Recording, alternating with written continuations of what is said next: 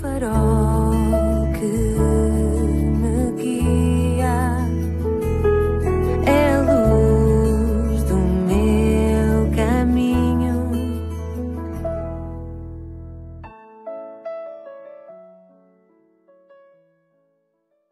Sou o Carlos Oliveira, bem-vindo à 88ª edição do programa Pedindo Luz. O tema hoje é exatamente o contrário.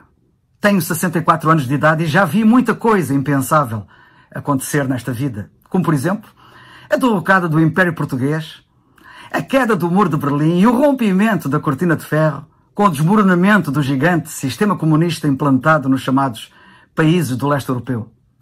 Este conhecimento e a experiência que a vida me tem ensinado em tanta área, em conjugação com o que a Bíblia diz, faz-me sorrir de pena quando vejo e ouço ativistas imaturos falarem muito convictos daquilo que creem como de uma verdade absoluta se tratasse, relativamente a temas e assuntos cujo desfecho acaba por mostrar e provar que fizeram figuras ridículas ao terem crido naquilo que creram.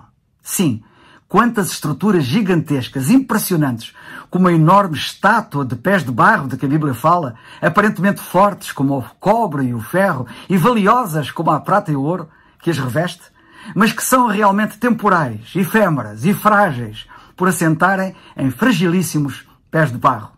Há tantas crenças, tantas teorias e filosofias que são colocadas num pedestal, porque só os pequenos precisam de pedestal para serem vistos, dizendo lá das alturas, em alta voz, nós somos os maiores. De facto, são os maiores. São os maiores no faz de conta, na ficção. Vivem como se fossem eternos, como se não estivessem destinados a desfazer-se num amanhã próximo ou longínquo, mas certo e seguro. E é assim que um dia, quando menos se espera, caem dos seus pedestais frágeis como a argila e o barro e se escaqueiram no chão que tão pomposamente pisavam. O que restará deles então? Fragmentos inúteis que os vindouros juntam depois para que se faça a verdadeira e legítima justiça e se reponha toda a verdade sobre o reino da utopia em que assentavam. Há falsos valores ilusórios. Há o sistema de pensamento em que muitos se têm ilusoriamente sentido seguros. Afinal, têm frágeis e temporais pés de barro. Vem isto a propósito do seguinte. No Dia Mundial da Religião, uma comemoração que foi iniciada em 1950 e que ocorre no terceiro domingo de janeiro de cada ano, o Jornal de Notícias, no norte do país, publicou uma espécie de pequena infografia feita pela jornalista Joana Ascensão e produzida pela Digital, que diz a determinada altura que, segundo o famoso centro de pesquisas americano Pew Research Center, em 2050, o número de ateus e agnósticos deverá diminuir cerca de 3 pontos percentuais em todo o mundo. Mas, diz ainda, segundo a mesma pesquisa, que os crentes no mundo deverão aumentar significativamente.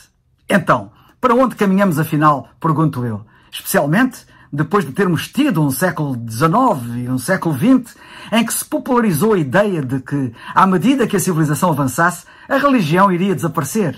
Era a ideia de progresso que se tinha então. Porque é que, tendo esta ideia sido tão marcada em tudo o que foram as correntes filosóficas e políticas dos séculos XIX e XX, chegamos agora ao século XXI e verificamos que aconteceu exatamente o contrário. As pessoas parecem estarem a aderir cada vez mais ao real valor da espiritualidade e não ao tão propalado materialismo. A metáfora dos pés de barro vem do Antigo Testamento, de um sonho do rei Nabucodonosor de Babilónia, é que se segue uma interpretação feita pelo profeta Daniel, como está registado no livro na Bíblia que tem o seu nome. E podes ler Daniel 2, 31 a 35. Nota bem o que diz a Bíblia ali. Tu, ó rei, estavas vendo e eis aqui uma grande estátua. Esta estátua que era grande e cujo esplendor era excelente, estava em pé diante de ti, e a sua vista era terrível. A cabeça daquela estátua era de ouro fino, e o seu peito e os seus braços de prata, o seu ventre e as suas coxas de cobre, as pernas de ferro, os seus pés em parte de ferro e em parte de barro. Estavas vendo isto quando uma pedra foi cortada sem mão, a qual feriu a estátua nos pés de barro e de ferro e as esmiuçou. Então foi juntamente esmiuçado o ferro, o barro, o cobre, a prata e o ouro, os quais se fizeram como uma pragana das eiras no estio, e o vento os levou, e não se achou lugar algum para eles. Mas a pedra que feriu a estátua se fez um grande monte e encheu toda a terra. A Bíblia, que é a palavra de Deus, merece-nos todo o respeito e atenção, pois é realmente a verdade. Apesar da sua longevidade, está sempre atual, não precisando de erratas nem de adendas. Ao contrário dos que se constituem seus rivais, a Bíblia, qual bigorna que desgasta 1000 martelos e continua firme, tem visto os seus críticos cair uns após outros, permanecendo ela própria de pé, com a jovialidade e firmeza de sempre que se lhe reconhecem. Há muito que tenho afirmado, desde que conheço a Bíblia, que o ateísmo é uma condição temporária. A Bíblia, que tem sempre a razão, afirma que virá o tempo em que todo o joelho se dobrará e toda a língua confessará que Jesus Cristo é o Senhor. Lemos isso na Epístola aos Filipenses, no capítulo 2, na Epístola aos Romanos, no capítulo 14, e no livro do profeta Isaías, no capítulo 45. Será que tens a noção, melhor, tens a consciência de que também tu não escaparás a este acontecimento? Nota o que está escrito, repito, todo o joelho se dobrará e toda a língua confessará. Ninguém escapará. Que tal te curvares já, de uma forma voluntária, diante daquele que, a despeito da tua rebeldia e teimosia, te ama e provou que te ama quando enviou o seu filho para morrer por ti na cruz do Calvário, sofrendo o castigo que tu merecias, querendo salvar-te? Sim, curva-te agora, voluntariamente, esmagado pelo seu amor e perdão, inundado por uma profunda gratidão, em vez de seres obrigado a confessar um dia em juízo a sentença da tua condenação, porque não confessas agora em graça a proclamação da tua salvação? Nota o que diz a Bíblia na Epístola aos Romanos, no capítulo 10. Se com a tua boca confessares ao Senhor Jesus e em teu coração creres que Deus o ressuscitou dos mortos, serás salvo. Visto que com o coração se crê para a justiça e com a boca se faz confissão para a salvação. Porque a Escritura diz, todo aquele que nele crer não será confundido.